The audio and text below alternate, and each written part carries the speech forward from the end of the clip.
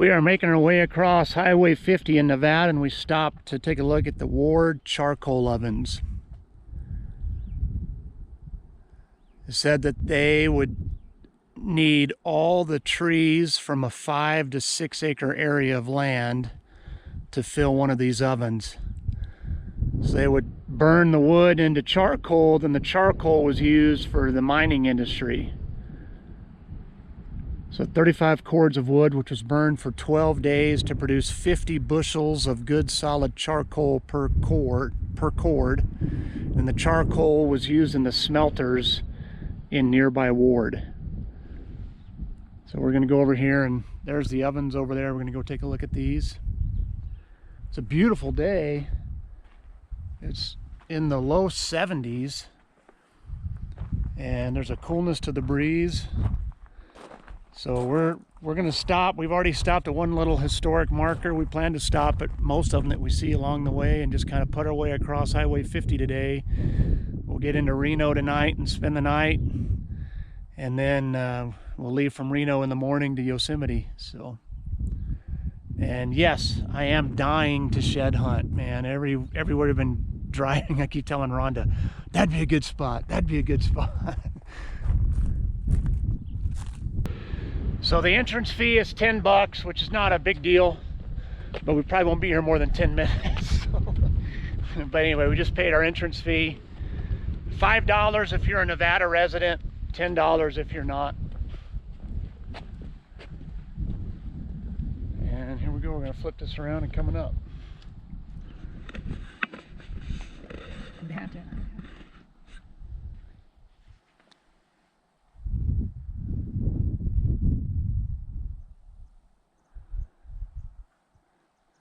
Says that 1 or 2 stagecoach bandits were known to hide out in the ovens as well.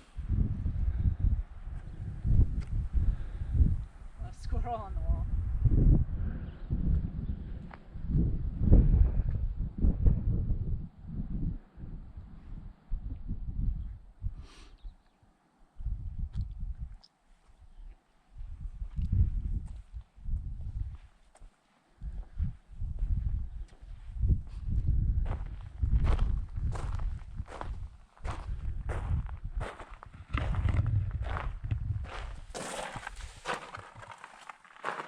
Pretty cool.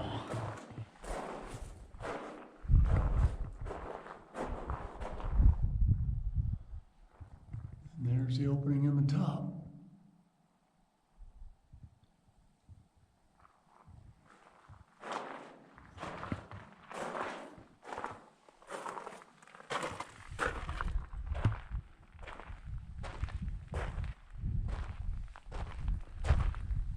This is Steptoe Valley that we're looking back out to the east.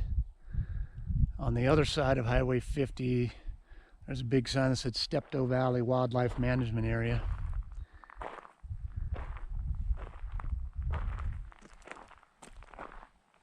So there are 6 of these ovens here.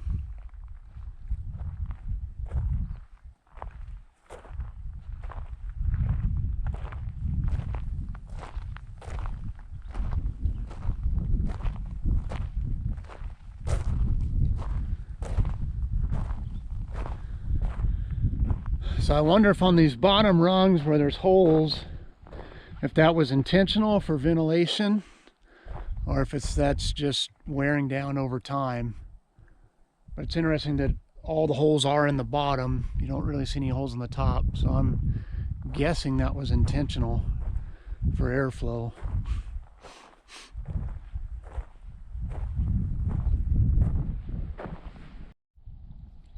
We're going to take this little Willow Creek trail hike just to stretch our legs a little bit. So here's Willow Creek. Not much of it, but it is flowing.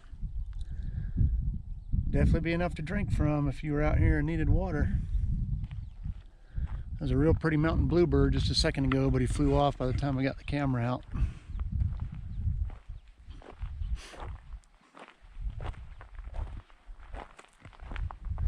This is only a half-a-mile trail.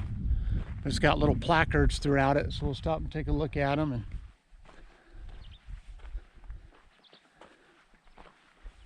We're milking our $10, huh, hon? That's what we're doing.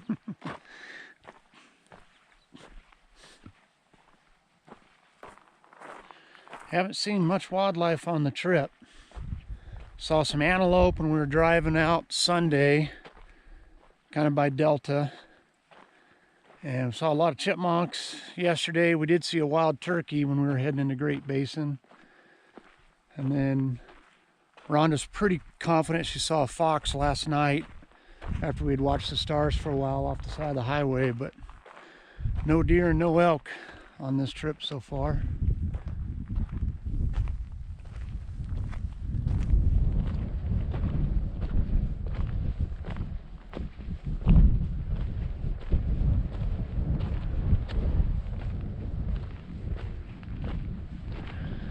But for any of you that follow my videos know, this high desert stuff is my favorite stuff to hike in. I could hike in this kind of stuff all day long.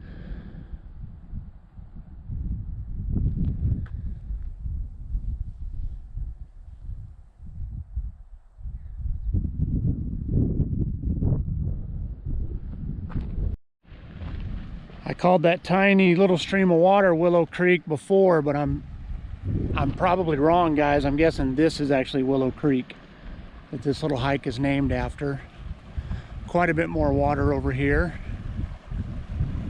Pretty little waterfall over here. I'll walk over, see if I can get you guys some footage of it.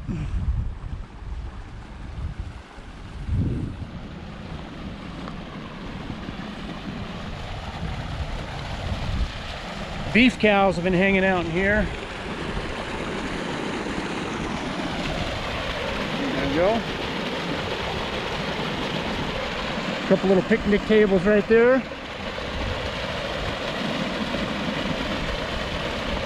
Not a lot of shade, but on a day like today where it's in the 70s, it'd be a perfect spot for a little picnic. Well, that was well worth the stop and well worth the little hike. That little Wheeler Creek trail, super pretty. And it did say there are rainbows and brown trout in Wheeler Creek. It had a couple of old-timey photos of some kids catching fish out of the creek, and so it was nice to get out and stretch our legs, and cool to read about the history of the area. A lot of mining in this area: gold, silver, lead, and tungsten. So we're gonna head back to the car now and get back on the road. So we stopped at the Sand Mountain Recreation Area, and I can't look this way because, man, that sand's getting my eyes like crazy. But it's a OHV and four-wheeler and sand buggy recreation area.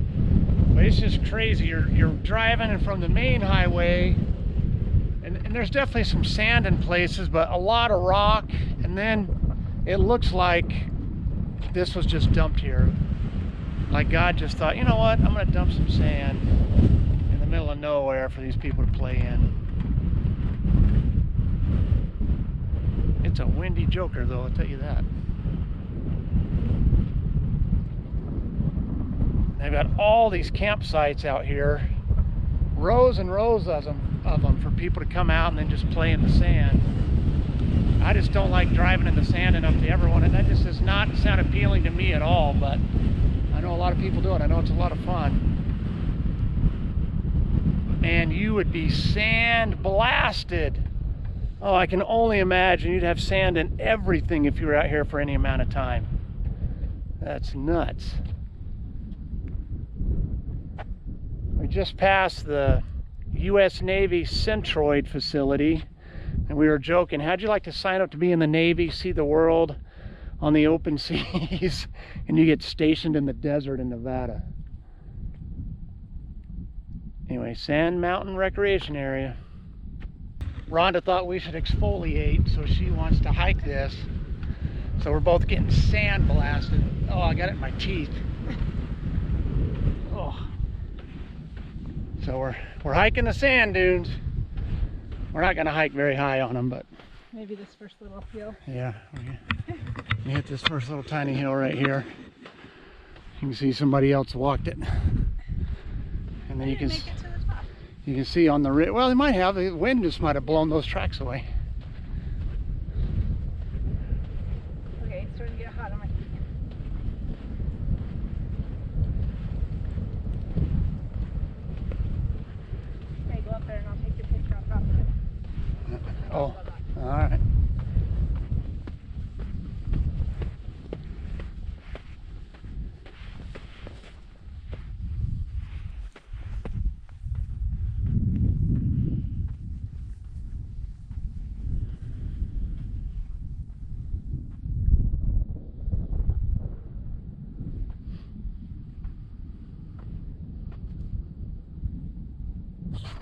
So we just left the Sand Mountain Recreation Area, not too far back. I think we've probably only gone maybe another 15 miles.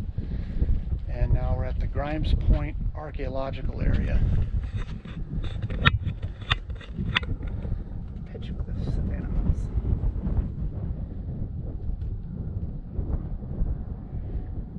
The cattail eaters are called. Beware rattlesnakes.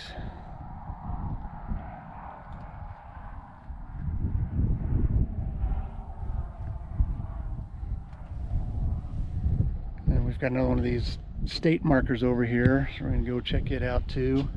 I don't know if we'll do the hike or not. It's a 0.4 trail. So that'd be 0.8 altogether. I'm okay if you want to do it. That's fine with me. Railroad, the mining, and maybe settlement, or what would that be? So this site is historical marker number 27 in Nevada's state park system. So again, we're still at Grimes Point Archaeological Site, one of the largest and most accessible petroglyph sites in northern Nevada. Has about 150 basalt boulders covered with more than 1,000 petroglyphs.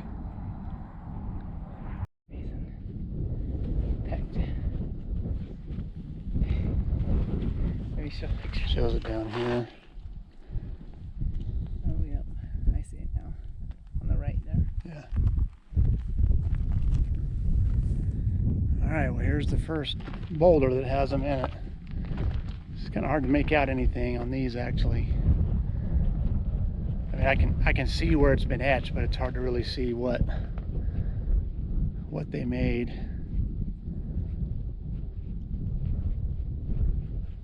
It says as far back as 7,000 years ago on the little plaque there.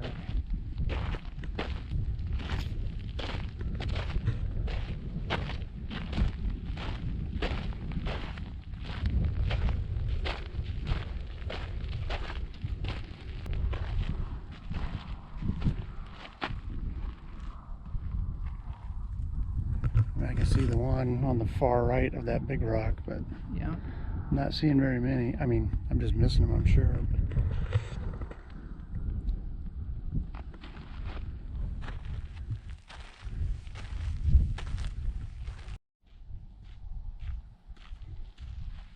So again, I can see the petroglyphs, but it says these are abstract, these wavy lines and circular patterns. I can see them in the rock.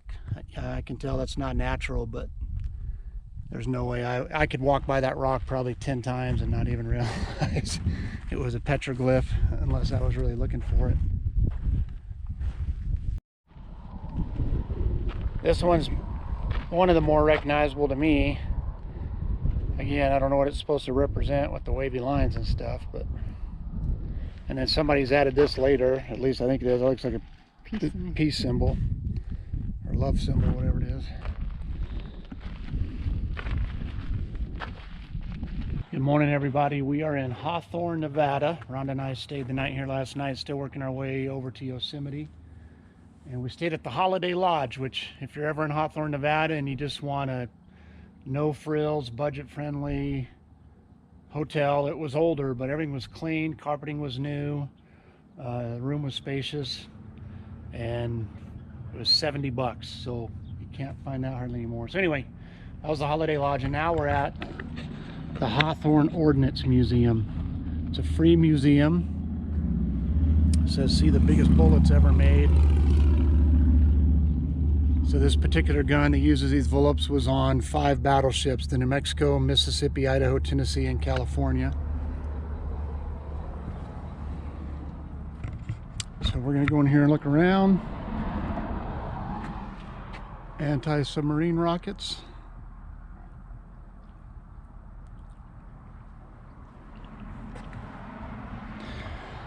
Supposedly there's a tank that you can actually get in here.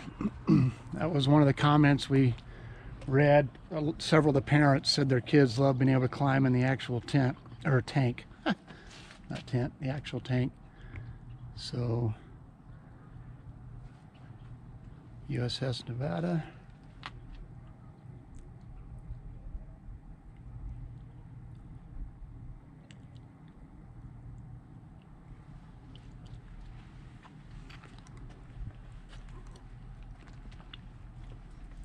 And then the U.S. Navy ballistic missile submarine.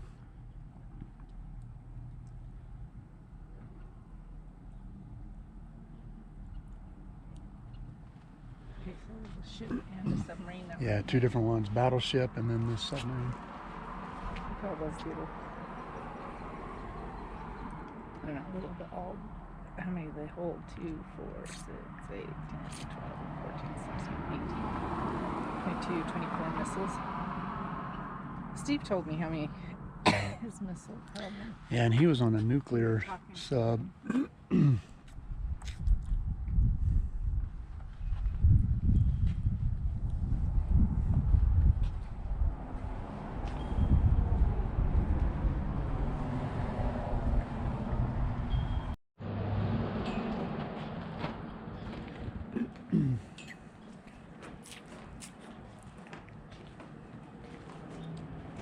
So this must not be the one you can get in because it says don't climb. So. Or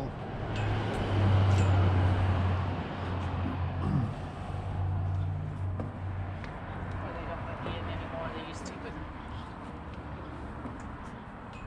Or maybe there's just another one inside.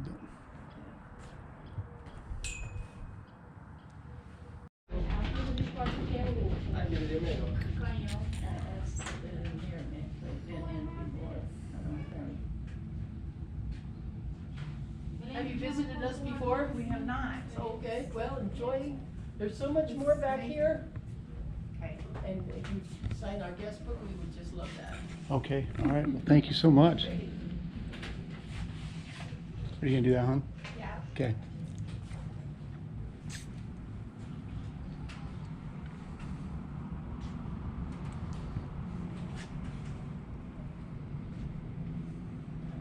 Where are you from?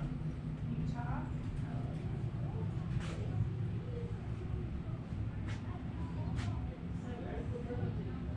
Oh, yeah. Where at?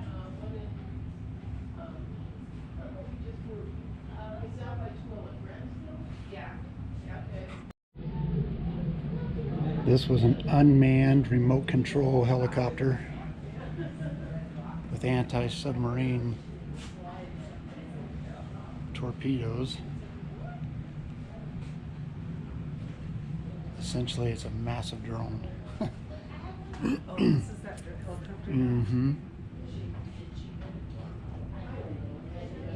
1963.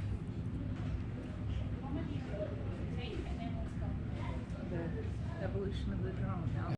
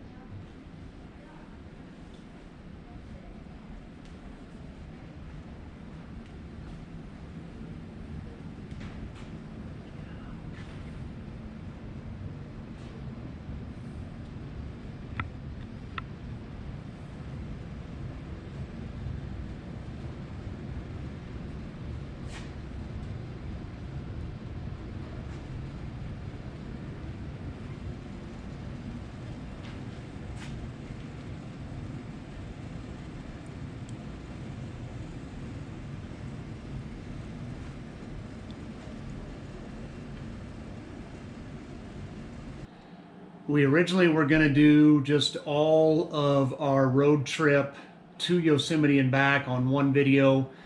You know, Highway 50 is known as the loneliest road in America, and we had several other stops along the way that the footage, something was going on with the GoPro, didn't take, but we ended up saying the loneliest roads in America because we also traveled Highway 6 a fair amount, which you're going to see some of that footage in the next video.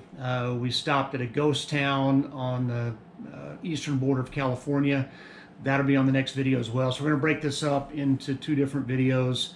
we just had a lot of fun just stopping at every little historical marker, every little scenic attraction. I've wanted to do that for a long time. We had the time to do it.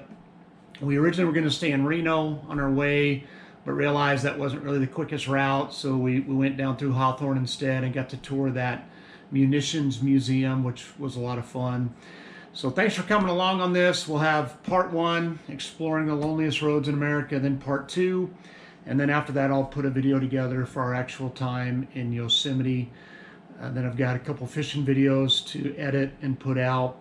And my big game season has started. I've been out 4 times now for my cow elk tag. I've taken my daughter Jordan out 1 day for her bull elk tag. So those videos will be coming up. So far I haven't harvested anything, so I'll kind of, spoiler alert, let you know. But I've got a lot of time still in that cow tag. So Minute on the Mountain is Romans 8:28. It's a verse I've probably done on the channel before. It's a verse I go to all the time when things don't make sense.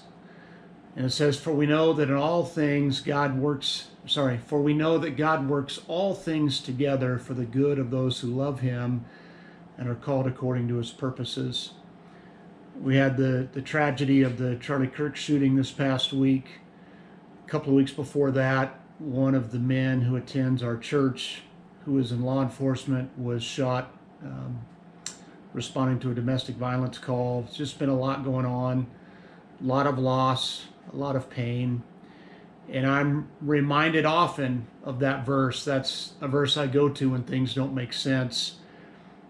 And probably never did things not make sense as much as at the crucifixion. I think of the disciples. I think of these 11 men who thought Jesus was the Messiah, never imagined, even though he had told them what was going to happen, just couldn't put the pieces together, and how dark that day must have seemed, how they must have felt like everything was falling down around them. Their hopes were crushed. Their dreams for Israel were crushed with the death of Christ. And the enemy meant that for evil. But at the resurrection, God turned it for good. And God is such a master at that, at taking things the enemy meant for evil and turning them for good. Good in our lives, but also good in the sense that he's always going to accomplish his purposes. So if you're dealing with something rough right now, going through some hard things, I pray that Romans 8:28 would give you comfort. I pray that it would give you hope. That's the Minute on the Mountain for today. Thanks for all your support, guys. Sure appreciate you. God bless you. And we'll see you the next time we're out on the mountain.